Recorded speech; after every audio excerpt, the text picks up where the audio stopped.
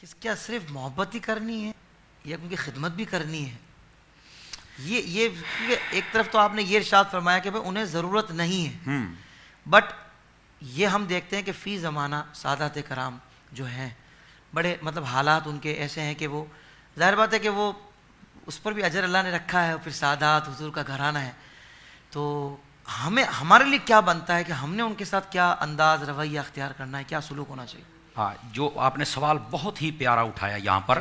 اچھا، یہاں پر یہ بات سوچنے والی ہے کہ یہ جو فرمایا نا کہ آپ نے دنیا کی مال و دولت نہیں دینا، محبت دینی ہے، یہ حضور کے لیے مسئلہ ہے. اس کا مطلب یہ نہیں کہ اہل بیت کو دینا ہی کچھ نہیں ہے. اس نقطے مرکزی کو سمجھنے کی ضرورت ہے. ہاں، اگر آپ ان کو زیادہ مال و دولت دیں گے تو یہ جو اصلی نسلی سید ہوتا ہے وہ اس کی طرف توجہ ہی نہیں کرتا ہے. اچھا، رہ گئی بات آپ کے سوال والی کہ ہم نے صرف محبت ہی کرنی ہے، ہاتھ ہی چومنے، اور کچھ نہیں ان کے ساتھ کرنا. نہیں، بالکل کرنا ہے. ابھی تو ایک میں روایت سنا چکا، لیکن دوسری میں فتاوی رضویہ شریف سے سناتا ہوں. الامن والعلا رسالے کے اندر سیدی اعلیٰ حضرت صاحب نے اس حدیث شریف کو لکھا ہے. نبی پاک صلی اللہ علیہ وسلم حضرت سیدہ خاتون جنت رضی اللہ عنہا آپ کے گھر میں تشریف لے کے گئے تو دیکھا حسنین کریمین طیبین رو رہے تھے.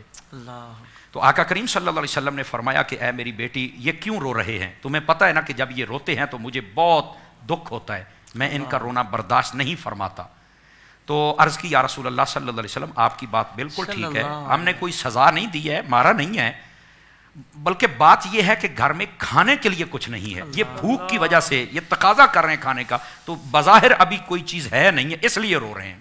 اب یہاں سے میں رک کر ایک بات کہہ دوں، کوئی یہ نہ سمجھے کہ سادات گھرانے کی میں غریبی کو بیان کر رہا ہوں. نہیں، غریبی نہیں، چونکہ وہ گھر کیسے غریب ہو جن کے بچے جنت کے سردار ہوں، جن کی والدہ کائنات نہیں بلکہ جنت کی عورتوں کی ملکہ ہو، جن کے بابا سلطان الاولیاء ہوں، جن کے نانا کل نبیوں کے نبی ہوں. تو اب ان کو غریب کون کیسے کہہ سکتا ہے؟ نہیں، یہ غریبی نہیں ہے اس گھرانے کی، بلکہ یہ اس گھرانے کی سادگی ہے. سب کچھ ہونے کے باوجود پسند ہی نہیں فرمایا. بس یہ ہے کہ باری تعالیٰ اس معاملے میں بڑا لطف آتا ہے. یہ ایک بڑی صوفیانہ نگاہ ہے جس پر میں بات کر رہا ہوں. تو یہ میں نے اس لیے کہا کہ بس اوقات ہوتا ہے کہ شاید سادات گھرانے کی ہم غریبی بیان کرتے ہیں. نہیں، سیدنا فاروق اعظم رضی اللہ عنہ آپ نے فرمایا تھا، آپ نے فرمایا اے آل رسول، آپ کی شان یہ ہے ہمارے سروں پر جو بال اگے ہیں وہ بھی تمہارا صدقہ اگے ہوئے ہیں.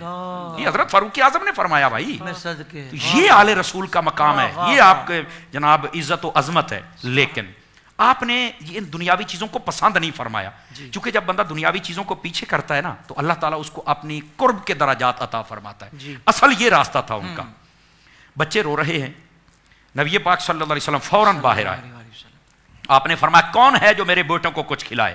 حضرت عبد الرحمن بن عوف رضی اللہ تعالیٰ عنہ.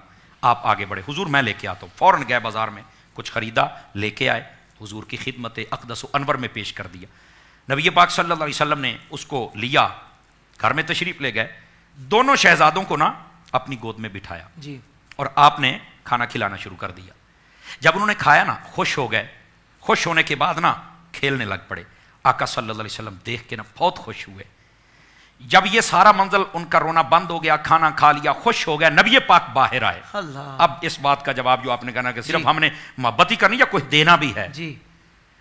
جب آپ باہر آئے آپ نے فرمایا کہاں ہے میرا عبد الرحمن؟ جی حضور میں حاضر ہوں. فرمایا تم نے میرے بیٹوں کو کھانا کھلا کے خوش کیا ہے نا، سن تیری دنیا کے لیے تیرا رب تجھے کافی ہے، رہ گئی تیری قیامت. تیری قیامت جانے تو میں محمد عربی جانا. فرمایا قیامت کے دن میں تجھے کافی ہو جاؤں. یہ ہے آل رسول صلی اللہ علیہ وسلم کی خدمت کا صلہ. تو آج کل کے دور کے اندر بالکل سادات کرام کے ساتھ ایسی محبت ہونی چاہیے کہ ہمیں پتہ ہونا چاہیے کہ ان کی کیا ضروریات ہیں. میں تحدیث نعمت کے لیے بتاؤں، بلکہ رمضان شریف میں آپ بھی ایک پروگرام میں تھے جب میں نے سادات کی ایک بات کی تھی اور ایک دوست نے بڑی خدمت کی اور فوراً ہاتھوں ہاتھ پہنچ گئی تھی. الحمدللہ 4 سال سے ہم کچھ دوست ہیں جنہوں نے ایک پینل بنایا ہوا ہے تحدیث نعمت کے لیے. یہ صرف اور صرف سادات کرام کی ہم خدمت کا جذبے کے تحت ہم وہ کام کر رہے ہیں. میں زیادہ بات نہیں کھول سکتا، کوئی نیکی کر کے دریا میں بھی ڈال لینی چاہیے، ساری فیس بک اور نیٹ پہ نہیں ڈالنی چاہیے. لیکن اشارہ یہ دیا ہے کہ ہم جو کچھ ہے نا، یہ اتنے فتنوں کے دور میں میں یہ سمجھتا ہوں یہ نگاہ علی ہے، یہ نگاہ سیدہ ہے، یہ نگاہ حسنین ہے. اب یہ تو جب کھلے گا سب کچھ تو پتہ چلے گا نا. لوگ تو باتیں کرتے ہیں نا، لیکن الحمدللہ یہ ان کی نوکری، ان کی آل کی نوکری کا صدقہ ہے کہ ہم یہ سانسیں لے رہے ہیں. کیا بات. تو ہمارے وہ دوست الحمدللہ اب وہ قافلہ اتنا بڑا ہو گیا ہے کہ الحمدللہ اب بس ٹیلی فون پر ہی جو میں کہتا ہوں وہ ہو رہا ہوتا ہے.